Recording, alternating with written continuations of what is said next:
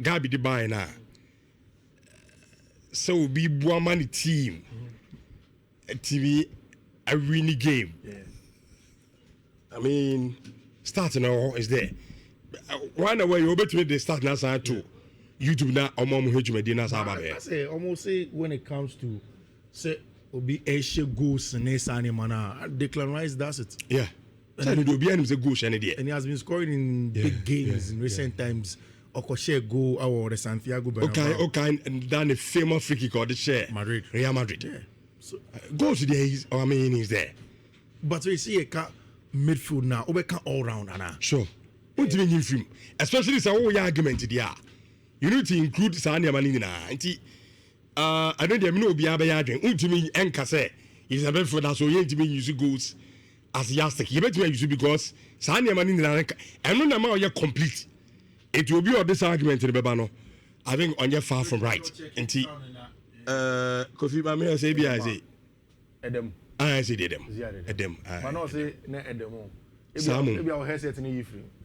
Yes, I say, Shemi. Senior, so one thing as a Obo, Ugu boys, and animals on live radio. One may have been in the few because it's Tommy Majuma. And Tommy Biana, I think, where you know from Kaka. I know, Tina. It won't be one. And I okay. So Omuya he does is okay. Me is okay by me. Omuya no Omuya. Bombs I said next show so Philip and open high. And yes sir. Say Entina say enkoya me hunu ha no. Okay. So what I say. I know you for monitoring. I hope so press me neck can obey. Say neck press. You want you Now Mosi and Liverpool never. We can money Liverpool. Okay. Money Liverpool. This is a Liverpool for ni draw mo say ho. Say any players don't prepare and cry be a back. Liverpool. Now don't play a Benny Brian. I say me who call social media as well.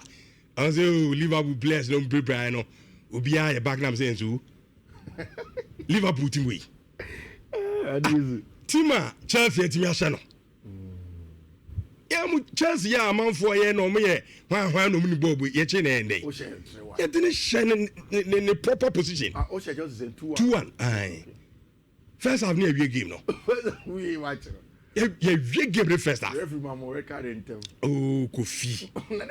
We say every man record in them. I don't know. Record like a football no. Eh, dia munya my record. Game ye start 11-11. Game record. And I play according to who your man record. Record and me mana. Ebem. It you can record be man is now. Debbie record with you. So we cast a red card bem when you me problem. But some person we use you no as. And no mean to them by share. Red card bem. Record be bem. 2 red cards. And I'm two red cards. Referee come up Debbie. But my mom man fast 2 minutes there mama. And I'm to after I'm do you. Liverpool your team. Liverpool. You be mom wo to this weekend. Liverpool no na. Oh, Kofi ja. Me see team bia in the Premier League. Obama Chelsea be show bia e chwa. Se Chelsea show 2 be show 4. I want card credit Brentford. What's the Brentford are they? Oh, serious.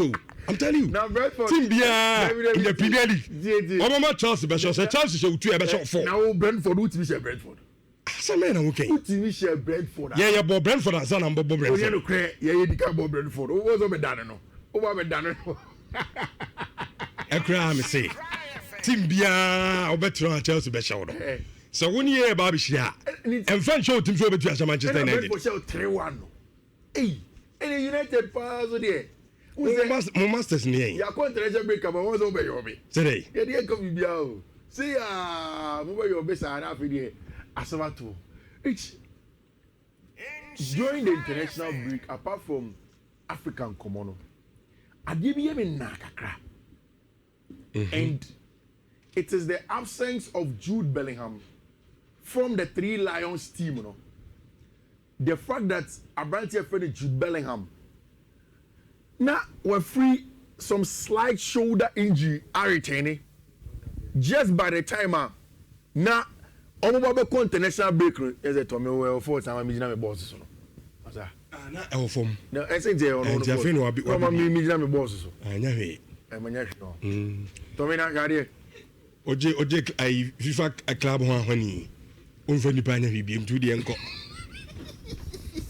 ko jibo nsu ya we umu nipa bonsu ya Any idea what kind of busy?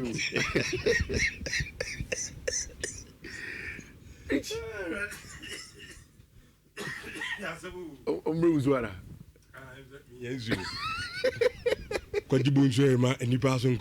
Jude Bellingham omission from the Three Lions now. Which England they've not faced any problem. Is there a way back for him?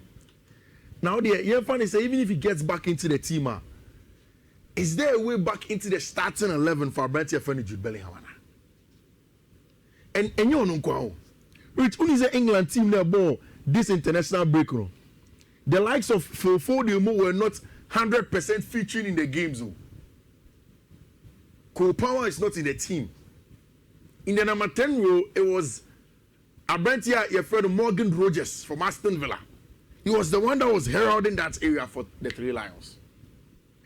And now, after all of the games now, Thomas Tuchel didn't come on. And he has mentioned, say, there isn't a problem when it comes to Ono and Jude Bellingham. Now, Obefreno after the games, and he knows that Jude is eager to come and play our matches now. Something that is good. And a very, very good pass. They will be able to get a Brentford friend Jude Bellingham. What my reason to your friend? Oh, he spoke about saying on your fully back our Madrid. Should I, you know, no even enough games at Madrid or buying us just a few more games into it and international break nearby. It's a Madrid derby that Jude Bellingham starts here. Then after the Madrid derby, after that he played a couple of minutes in the next game. Not sure that more matches be answered. So that's the reason why my papa friend Thomas Tuchel and me and for number. Which you see the data that Gabi brought and my person will be projected be mama for the comparison between Moises Caicedo and Ryan Gravenberch no, and even Declan Rice. No. I understand the different facets of the argument because the truth of the matter is that say Udi Obi to say Declan Rice won't come. Declan is an 8 who has played as a 6 before West Ham United. Inti wa boss a single 6 no West Ham United for several years. And we 8. And now it looks as if at Arsenal have brought in a specialist number 6. Even last season, when Thomas Partey was doing more than number 6 role, whilst Declan did the box-to-box 8 role. No, into Okoko attacking the opponent's box. No Abanechi, I want on the box, Master Swababe defend it. I said, Germany in the team. He did it very well. But in this case, there is a different line in terms of the comparison. No? And for me, it is close to when you ask, okay, Uyi Abanti Efreno, Moses Caicedo Siwonum. Now he Declan Rice Siwonuma. There are certain parts of their games that Declan Rice Moses Caicedo. But there are also certain parts of Moses Caicedo game or yeah, I don't know me creating an analogy Biama say when you describe midfielders in that holding roller, there is a reason in there you see the word holding. And I created an example for you the last time using a sheep air donkey.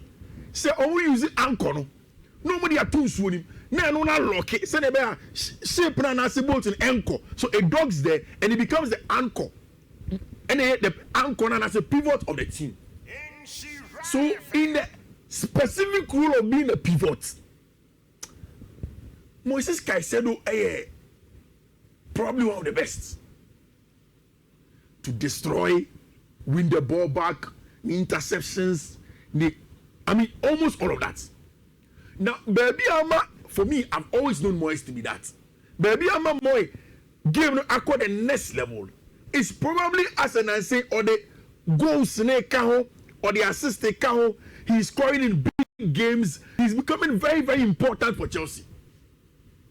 Last season, my conclusion was that I understood why people will choose Ryan Gravenberch, and even in the PFA team of the year, choosing Ryan Gravenberch over Moises Caicedo because at the end of the day, I felt he came down to the Kosi.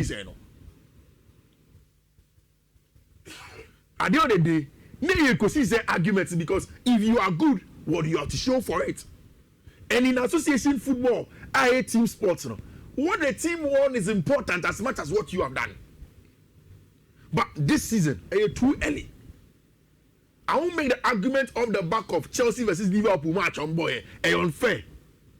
But in the games that have been played, 6 or 7 games this season, everybody who watches Moises Caicedo sees the quality that he possesses. Obi Osha the cannot share the quality that he possesses. I've seen a lot of Paul Scholes, Mo, Gary Neville, to see Moises Caicedo.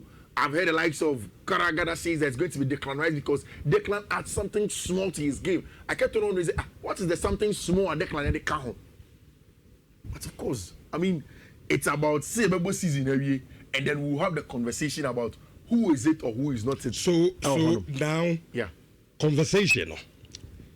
Who say ye didn't come bia? Yeah, ye lay preamble. Yeah, say the hold up role and come on a ye did ya ye no. Because me say the moment they did the best midfielder bebano. So a movie from so you hold up. Exactly. So it's a general conversation. A very general. That's what I tell you. That. And I make actually say, who your arguments now? The arguments can be based on a lot of things. That's it. Now, yes, started the record straight. Dear pan on person what more ye. Moses say they hold up and answer the best man for that. Oh, maybe something it is our premise for the argument. So, maybe the analysis to break it down. Almost the best made for them in Derby. So we didn't come on and be specific. So be specific in certain rules. Imagine I say a catch or say in all 3 phases of play. I remember the last time when there was an argument after Ballon d'Or. So between Kofi Sene Beya Omo Mutie no. Yeah. Obu obeti yankomo no aye dini years pa no. Yeah. The 3 phases no diani ye kan wasem. Okay. First one ye den. So Oka regular midfielder or partner so. Yeah. In rows your ball progression. Okay, so the ball no and a first phase. Okay. Your conformity or in ball progression are almost your passes to progress the ball. And they want more your ball carriers to progress the ball. Ashima remote type in exactly. But there are also people who can do both. Obi say Frenkie de Jong and Pedro Gonzalez, they can carry the ball. Romeo Lavia see the same. Obi as a pass. Ah, we press resistance. It's Obano. Otimi dropping the shoulder. No way you are free. No as a passing ball. These are very good. Now I want to make us say, Moise Caicedo nanka first. You say bubundia, tackles, duels, animal. But he does that too. The numbers are there, and Gabi showed it. Watch that. Chelsea have not played for large parts with Moise Caicedo, with Romeo Lavia next to him, and even the last game at Chelsea Liverpool, boy, Chelsea played Romeo Lavia rather as an attacking 8 and a Caicedo as the holding 6. It's now Caicedo gave no metamorphosis to the extent that he can do the first phase evading of press and then playing out from the back in terms of ball progression. 2. When you talk about the progressive phase and it's area, you go to the second phase of ball progression, which is connecting the defense or the first phase to the attack, which is the midfield area, so connection. Then there is the final third. It's the reason why it's here. And then again, the people that at the beginning don't make us say, oh, Caicedo bend the can rise because that connection goes. Now the people that are Caicedo say are saying that in the final third now, Caicedo is influential, he's scoring goals. Okay, Abraham Rebecca Cho said for me, Pedro Gonzalez is my best midfielder. And you asked me why. And I told you that in all 3 phases of the play, Pedro is influential. Pedro makes him a simple pass from the back to break lines and progress. Pedro can carry the ball, which is press resistant ability. Plus, you couldn't find out third one. Pedro can play a dink pass, or bet him assist, or no bet him as go. Most of the times in Jude's career at Madrid, Jude has played more as the second phase and third phase influential player. I see him carry ball and create enemies. Excellent. Oh no, you see the athleticism, no? The body, the frame, the ending, so much feeling some, and he's probably not the best dribbler in the world, but he's able to carry the ball in that regard. Plus, you could do box him as a box crasher. He scores goals as well. Okay. But because Pedri could do phase 1, phase 2, phase 3, me I'm more oriented towards Pedri. In Saudi, I've seen a certain Frenkie de Jong who I've said several times, he doesn't get the credit for the job that he does. Okay. And it's in America say Frenkie de Jong doesn't get a credit. Don't worry, courage. Let's just talk about no this. Problem, no problem. We are coming back. Why do I say Frenkie de Jong doesn't get the credit for the job that he does? Because Rich, in the job that Pedri does, come round. Frenkie does the last part of the defensive side. It is a structure needs to press quickly, counter press, win the ball back. Say Bukema, Frenkie is usually the one at the base. But onye Caicedo, onye Bubu, no onye Dingrigisa. But Omuno, like Thomas Partey said last season, or you see the cognitive ability in the positioning. Same for Sergio Busquets. Busquets will not come and aggressively heckle a player of the ball. But baby, reading game Ejinano. Ubanaburo the 9 years for him. Because these guys are almost a second or two ahead of the game. Rich, the faces are there. But what you want? Obi say Ryan Gavin, but Rich, Ryan has all the skill sets, all the profile, all the attributes to be the best midfielder in the world. Because now Ryan Emba is a 6-0. Maybe because he had gone through the Dutch education of football and he had learned those roles. But at Bayern, when he went there, it wasn't to be a 6. He went there to go and be an 8, box to box. Because the whole day, obetimi athletic, obetimi akwaba, obetimi cover ground, you come and score goals. He's physical, obetimi boheaders, or she goals so. But under Anna's first season, when Anna did not get the players that they wanted, and even at the Dragon Club the last season when he didn't get the players that he wanted, he forced to play Ryan Gavin as a 6, a holding, and allowed Alexis McAllister to do the job next to him. Until every time he will do the 8 box to box, but back to was a holding 6. So interesting. A lot of things can influence them, and then a bit near Jude. The pendulum may swing over 6 months performance of another player. Yeah, quite the hodom, and that's the beauty of football. Which at the end of football, then it's a perspective. We say different, and perspectives make great men. Exciting. So Obi the Yeni say, Mimi who ni say? Pedri say who ni say? Because Mimi go for Mekai after Ballon d'Or, it say the best midfielder. Pedri, in my opinion. But somebody asked me this question after Ballon d'Or. Vitinha was in the top 3. I didn't think Pedri have him. So yes. I want to have exactly. But Rich, even with that, Vitinha is a small player. Unimbo. Say Yembambe pre-ball no come yen retain possession. Mo boss our players na maintain na the player bia wo. Ye 6 for mo bia. Almost 6 no onyaji board we si peg. 6 o si peg first one so do onyade. Senior man menu. Onyaji board na no abo peg. Peg so the onya na 6 no nya si peg is why me. Man so nim go shepa o. Dem you tell si peg. Oh, dancing bi. How many goals? Obobo na. How many goals? I Coutinho all Liverpool no. How many goals now? Friend Coutinho dancing. Mo ko bi menu dancing. Ojibo no kelling say ya. One goal in 2 years. Asa mu di san community na no yiri dia. Na say mu 6 papa. Mo 6 here no anya bia boy. There be ono. Na so no ka mu team no ko tie kire. Bo so oba obi ehun to the board. Mo 6 no wa pan the best days. Brazil ni no. Papa. We so obo. But he's not it means because Casemiro anything or did this red card no. It's Olusu ground kakra. Oh, but United did not need a certain Casemiro. It's Munya Baleba. I don't know sometimes. I thought they are make players young boys. No, but I'm saying Baleba is a player.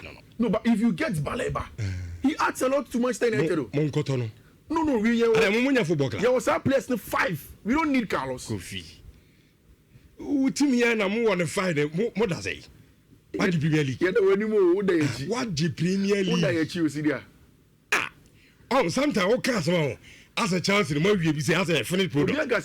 Finish in the contest of Chelsea. The more koto Baleba and Premier League. In the contest of Manchester United, the contest. Oh, the contest ebem. This is team. This is ya. Two show ref ya na ref. This is show. Okay. Ya show two. And the PSG. Say minu mi onu ye din koma. Wo me kase say o ko adu. In the PSG. Show two. In the PSG the any side the Chelsea.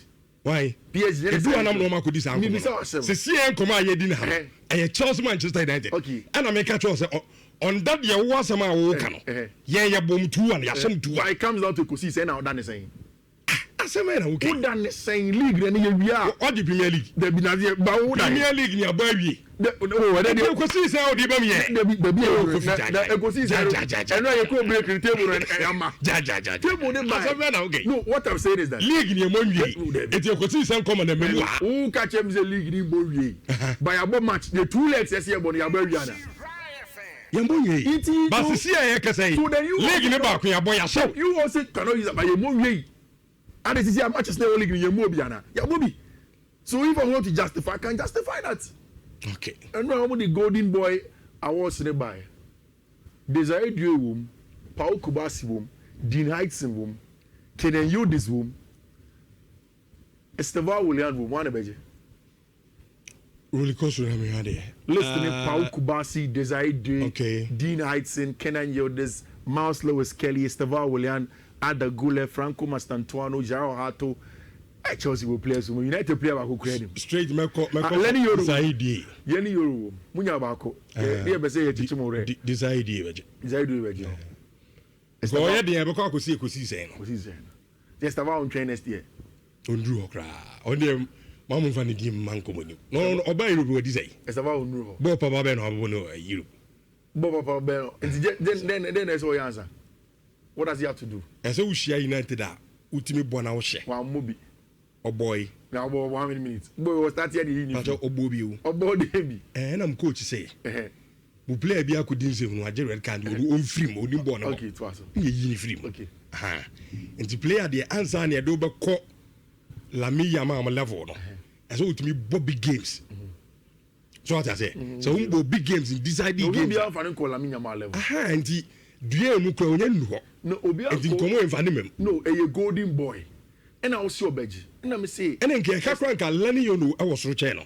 Richardo I na sometimes be serious Lenny Yoro asema na wo kana Lenny Yoro yes soro che wana Lenny Yoro wo hwe no Lenny Yoro na che wala se bia wo hwe no u do Esteban William o se je obo big games na me bo Lenny Yoro Champions League kro mo bi Man United da o se say e se onu mom de wo hwe no on e wasesa goal post no mu ko Germany mu ko je say e ko Germany e ko je say you lose 3-1 you lose 3-1 next about war next about Obam second half when Jimmy answer Sanema Obam second half when Jimmy Sanema enjoy Champions Barcelona Paris Saint-Germain chini try just a team na go na you be and Chelsea they are no person come for Paris Saint-Germain because they have lost 2 it me fatim on lose Lucy on what train fee you born 3-1 ni last minute say 2-1 o try on me e share no but ni dey how on catch enwe uni number 6 kokoto number 6 ni bi eduru a ase eye Chelsea ko enti umbra wo ase nyen kanchiro afedo ye force one do bro was ya ko bi to be gas be pa wo na so oni number team any number 16 we dey ti wo say wa ka sam na sa ba chichire ho uni team bi ko bo ni number 6 oni hold up say yes we be hold their play on dream fish on no make sure so na be jibo be open and attack on ade na ye ni bi yes to your shell so much and then you team na dey team no team ni ye pa ntinti ye guys mo team ni ye mo she put me Chelsea yes o ya de Kofi wasa masa pie na ko mo ayala we bra na Kofi wo utimi she utimi ka se bia bi utimi she o de aya de maybe dey ya me catch wo ya show nti enye problem e de no na ye she Liverpool this ai ya me adoma Sunday e de no na be di ho ade akoko oh yeah no but me person che se en komo ne de ya shemu die ya de she mo sisi en komo no Sunday ye be sa she Liverpool ba Kofi say akwena me hwe ni you Benjamin Sesko do akwane striker wo ye ni Aisana wo hebi Benjamin Sesko ye striker abe Kofi ja be wo ye striker abe akwena me senki anfa ni koi say Premier League no hu ni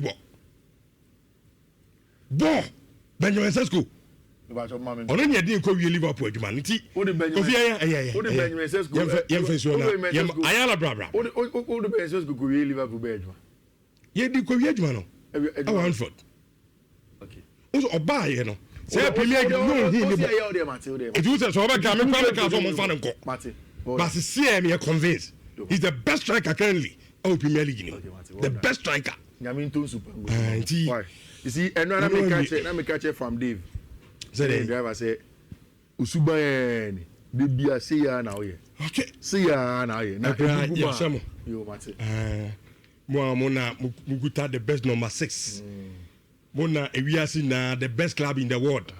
Yɛkyerɛ mu 2-1. Nti bibia no abetumi aka me ya meti hai. Ebe be yada. Ewie yɛhyɛ mo. Nti atiefo mo ento adwumadi no so na ayala. Emfa yenkɔ na afei. Yɛnya kwamra fi me di efie nkɔmɔ no na